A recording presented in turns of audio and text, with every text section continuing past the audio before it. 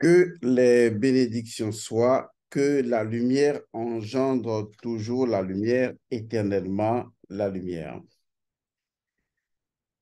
Avez-vous jamais entendu parler des mathématiques occultes et le code des quatre opérations ou le code magique des quatre opérations? Certainement, peut-être pour certains, pas pour d'autres.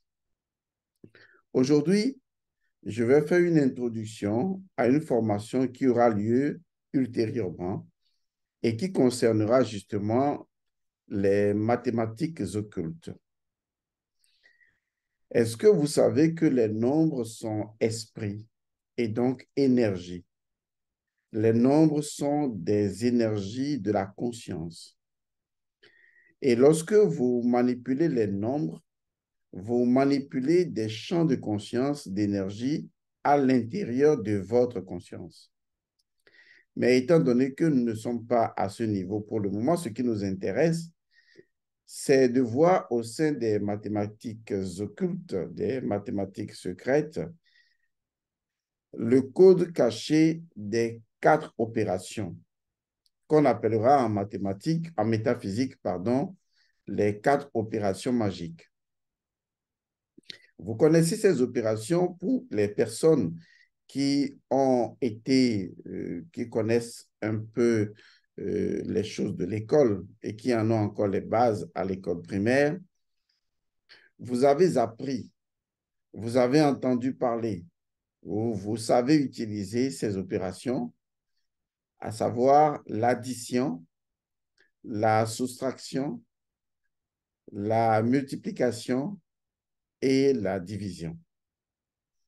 Ce sont des opérations que vous faites tous les jours, que vous faites lorsque vous êtes au bureau, que vous faites lorsque vous êtes au marché, dans le commerce, ou quand il s'agit de dépenser son argent ou d'en ajouter à son argent. Mais est-ce que vous avez vraiment conscience que ces quatre opérations occultes, ces quatre opérations des mathématiques occultes sont en réalité des codes cachés du fonctionnement de votre conscience? Et qu'au-delà de l'utilisation physique que vous pouvez faire de ces quatre opérations, il y a des utilisations conscientielles que vous pourriez faire de ces quatre opérations, et ceci dans la perspective de votre propre éveil spirituel. Est-ce que vous savez que chaque opération, comme l'addition, la soustraction, la division et la multiplication, possèdent leur propre principe premier et naturellement des rituels ou des protocoles d'accord capables de les traduire dans un acte concret physique? Ce que je dis étonne certainement beaucoup de personnes. Je vous ai déjà dit que sur cette chaîne, nous n'avons pas encore commencé à avoir ou à voir le cas du tiers, de la moitié des choses qui sont déjà données. Et pourtant, nous avons plus de 830 vidéos à notre actif sur cette chaîne. Laissez-moi vous clarifier un peu les choses. Comme ça, vous constaterez que je ne raconte pas du n'importe quoi. Et comme vous le savez bien, sur cette chaîne, il n'y a vraiment pas du n'importe quoi. Alors, allons-y.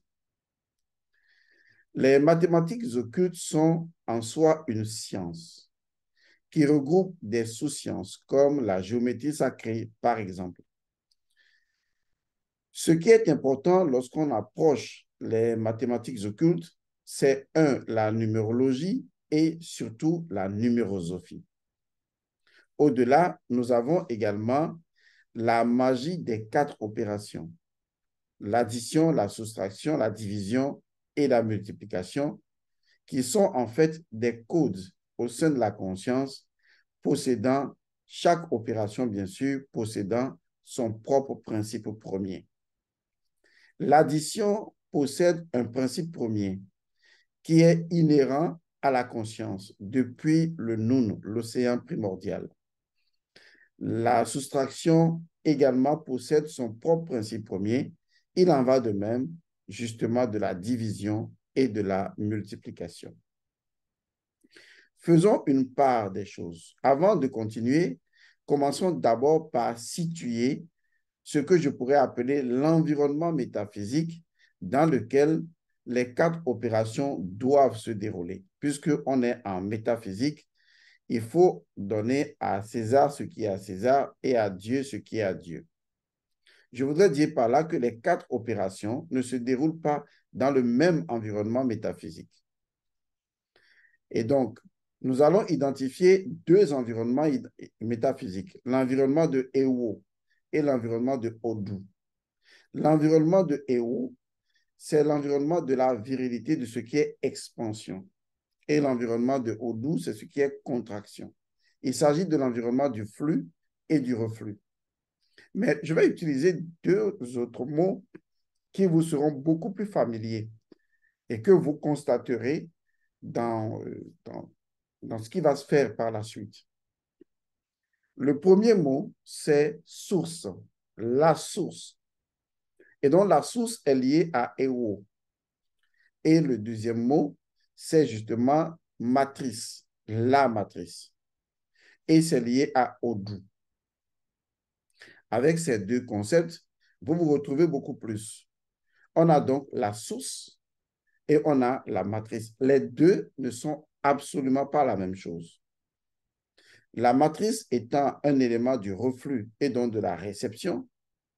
Et nous avons également un élément de la source, enfin, un élément qu'on appelle la source, qui est en fait l'original, le primordial. Et les deux constituent ce qu'on appelle Vodou ou Ewodu ou Wodu, ce que vous voulez. Ces deux principes d'électricité et de magnétisme ont toujours prévalu dans toutes les grandes traditions et nommés différemment. Et donc, vous constatez qu'on va avoir des opérations qui vont se dérouler naturellement dans la dimension de la source.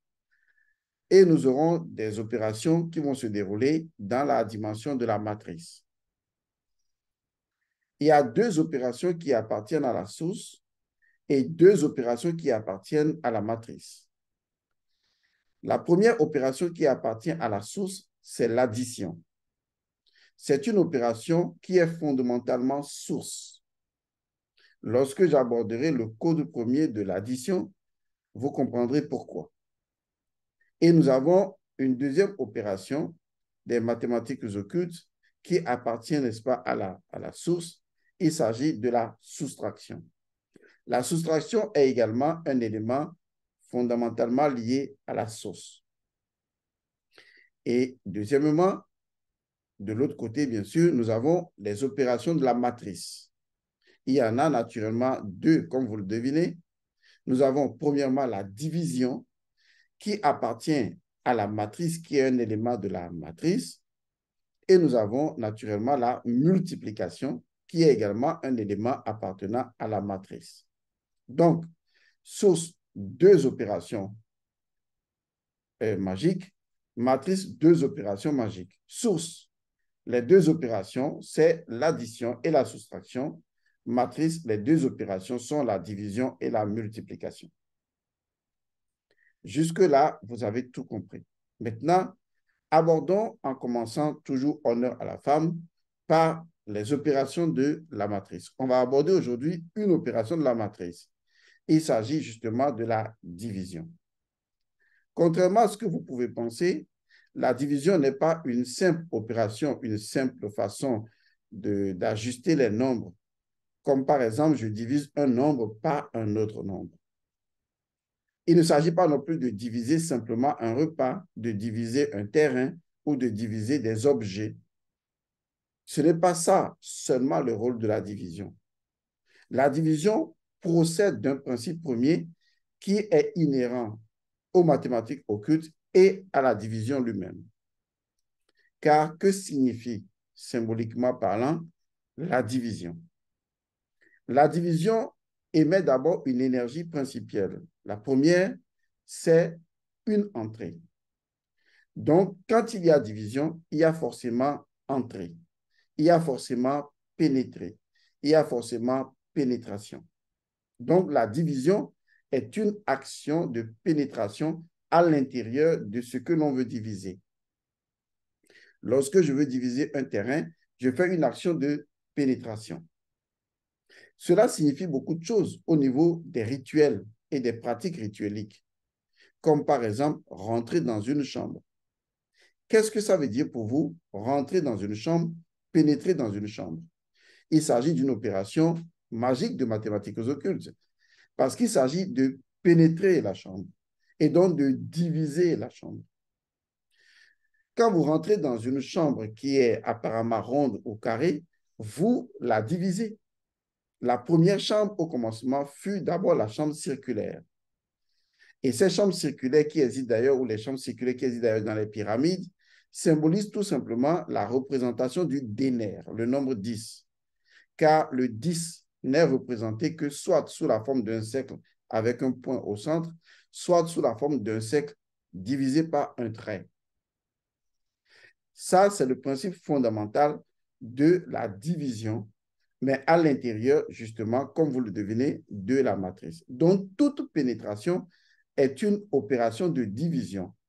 Toute division est une opération de pénétration. Et c'est là que, justement, vous pensez à ce que je pense, ou nous pensons certainement la même chose, la relation sexuelle. Il s'agit donc d'une pénétration de l'organe viril dans l'organe matriciel ou de la fertilité. Donc, d'une rencontre entre la virilité et la fertilité. Il s'agit de la pénétration par la virilité de la fertilité.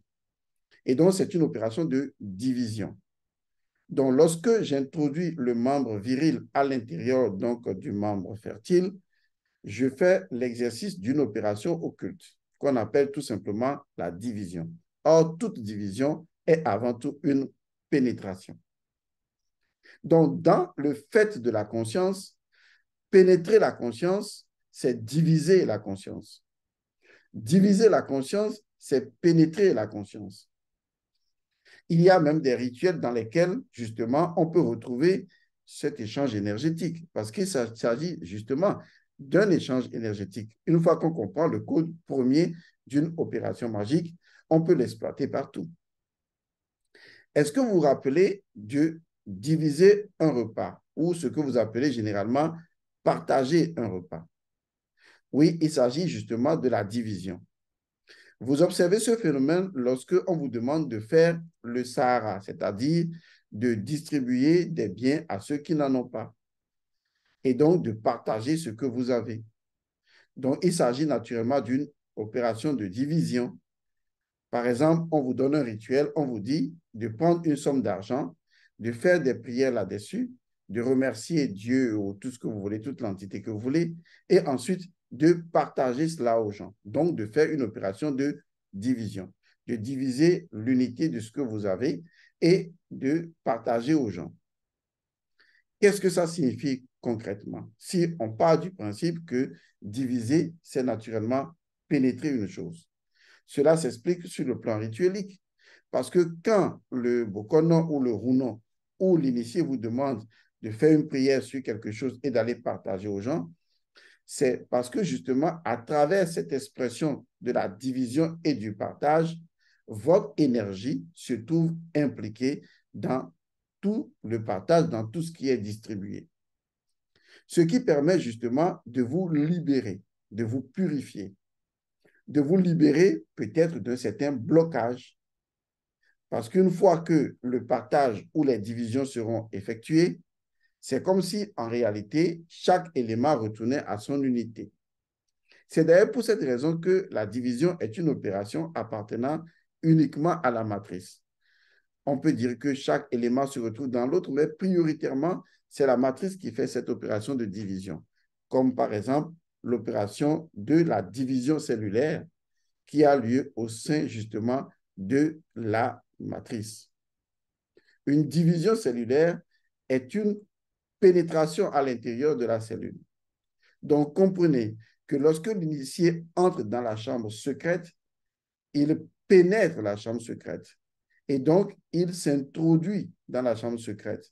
Il fait une opération des mathématiques occultes liée donc à la division. Diviser, donc, c'est l'action de pénétrer dans quelque chose. Et ça, c'est fondamental, c'est très important.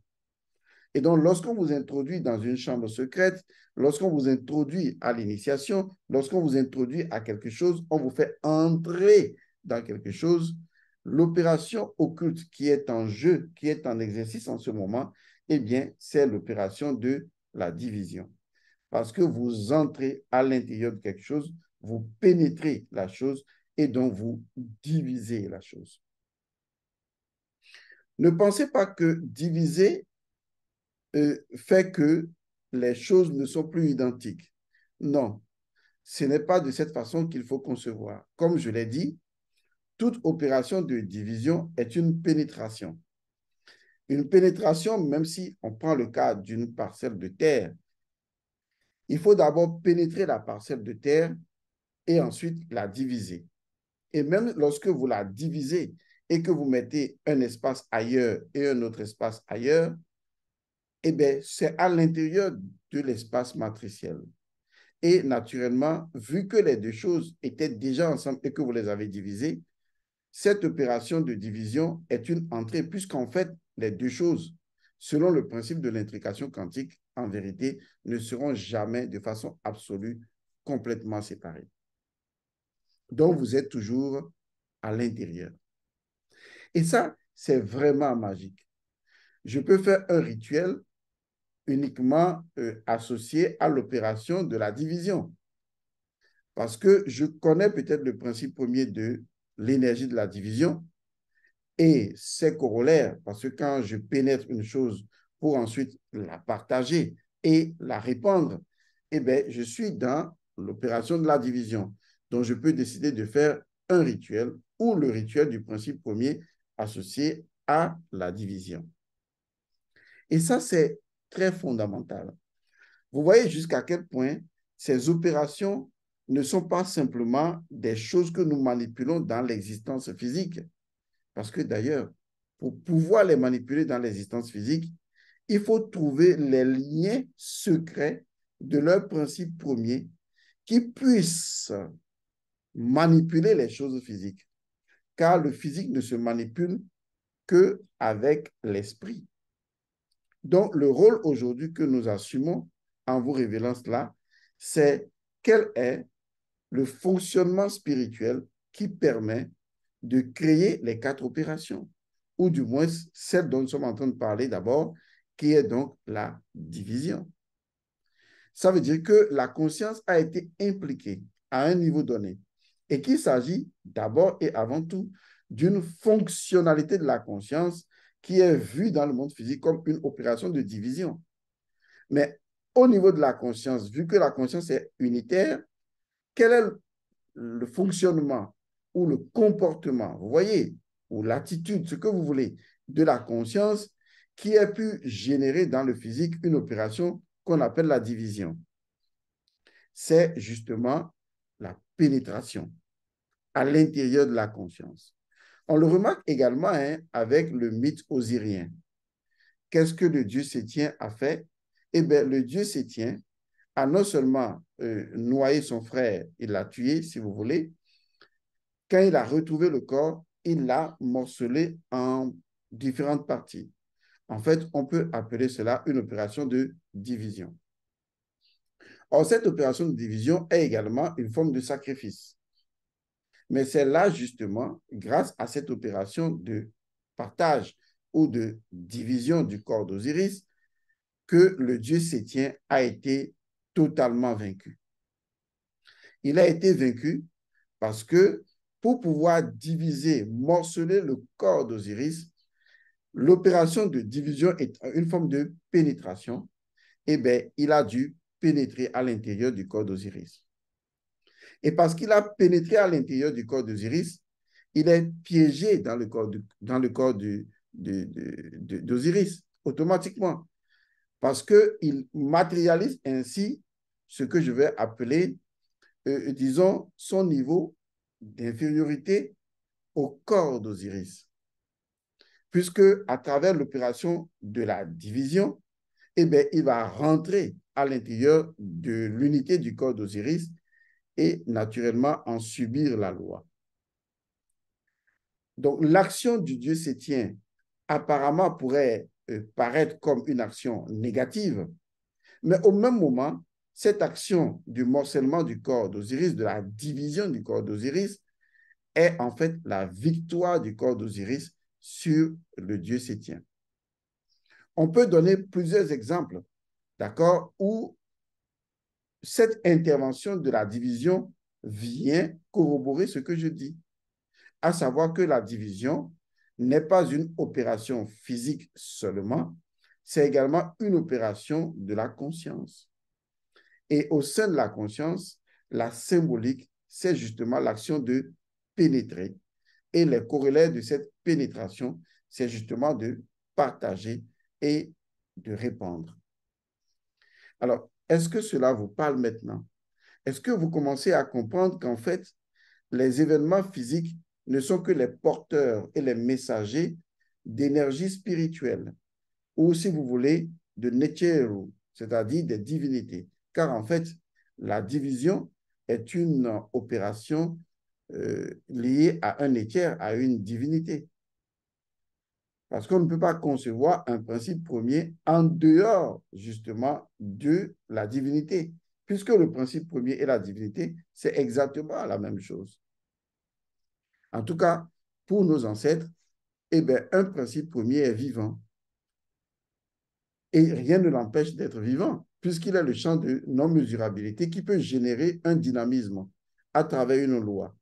Et si quelque chose peut générer la vie ou l'existence, c'est que cette chose possède justement ce qui est antérieur à l'existence et qui nourrit l'existence et qui dynamise l'existence. Et donc, cette chose est forcément elle-même vivante, ou du moins cette chose est la vie elle-même, capable d'initier un dynamisme de vie. Je vais m'arrêter à ce niveau avec la division. Je vais laisser à votre conscience le soin de faire elle-même des recherches et de voir jusqu'à quel point l'implication de la division est formidable. Lorsqu'un enfant vient à l'intérieur du cercle de la famille, qu'est-ce que cela signifie pour vous? L'enfant est introduit dans la communauté via un rituel, ou bien la naissance d'un enfant qui vient dans une famille, c'est une pénétration. Parce que l'entrée de l'enfant dans la famille est une pénétration au sein de la cellule familiale, qui était entre-temps une unité. Et cette pénétration est une opération capitale parce qu'il s'agit d'une initiation, d'une entrée. Et quand l'enfant va pénétrer la cellule familiale, eh bien, il va se passer quoi? L'enfant est un sous-ensemble de la cellule familiale et en subit les lois. Tout comme le Dieu septien, parce qu'il pénètre le corps d'Osiris pour fragmenter, diviser le corps d'Osiris, devient un sous-ensemble de ce corps d'Osiris et en subit la loi. Est-ce que vous voyez ce que je veux dire? Donc, l'individu, potentiellement, ne peut pas être physiquement plus grand que sa famille, puisque le sang qu'il détient est un sang de la famille qui le conditionne. Il est un sous-ensemble de sa famille, comme la famille est un sous-ensemble de la communauté, comme nous sommes nous-mêmes introduits dans la nature comme une division au sein de la nature, parce qu'une pénétration au sein de la nature. Et donc, il faut vraiment corréler les choses et ouvrir la conscience pour voir jusqu'à quel point, dans les mathématiques occultes, l'opération de la division n'est pas qu'une simple opération, mais c'est tout simplement toute une magie, tout un symbole qui traduit des événements en relation avec la conscience. Maintenant, regardez autour de vous et voyez à quel moment vous faites l'opération de division. Que ce soit au boulot, que ce soit dans la vie de votre enfant ou de votre femme, de votre mari, quelle que soit dans la vie des autres, regardez comment vous utilisez l'opération de la division. Alors, faites également attention à l'utilisation de cette opération de division, parce que si vous pénétrez n'importe quoi, sans avoir compris qu'il y a une disposition de la conscience qui alentoure la chose, eh bien, qu'est-ce qui va se passer selon vous? Si un enfant qui vient dans une famille possède un nom de famille, mais également un nom individuel, c'est qu'il a la possibilité non seulement d'être un sous-ensemble de cette famille à partir de son nom qui est lié à son sang, mais il possède également, de par son prénom, la capacité de transformer toute sa famille et de la transcender. Donc, l'opération de division pourrait nous conduire à d'autres opérations. Mais pour le moment, comme je l'ai dit au commencement de cette capsule, il y a les opérations qui sont liées à la source que nous aborderons, qui sont l'addition et la soustraction, et ce que ça signifie dans l'acte de la conscience, et les opérations de la matrice en relation avec la division et la multiplication. Donc, la prochaine fois, nous choisirons une autre opération et vous verrez certainement mieux. Pour l'instant, commencez à l'appui de cette vidéo qui n'est qu'une introduction aux mathématiques occultes. Commencez à analyser un peu comment, partout où vous allez, vous êtes justement en train de faire de la division. Et quand vous faites de la division au cours d'une cérémonie mortuaire, qu'est-ce que vous faites après? Lorsque vous êtes au sein d'une famille, un jour, vous devez mourir physiquement. Ça veut dire que vous avez pénétré cette famille, d'accord, par le principe de la division, mais à un moment donné, vous devez sortir également de cette famille. Ce sera fait par une autre opération. Mais en ce moment, est-ce que vous vous adaptez à un rituel de pénétration et à un rituel de sortie, étant donné que ce ne sont plus les mêmes opérations? En tout cas, ce sera à vous de déterminer cela, mais je sais que ce que je viens de dire vous permet déjà de réfléchir à ce que vous croyez savoir et que maintenant vous devez comprendre autrement.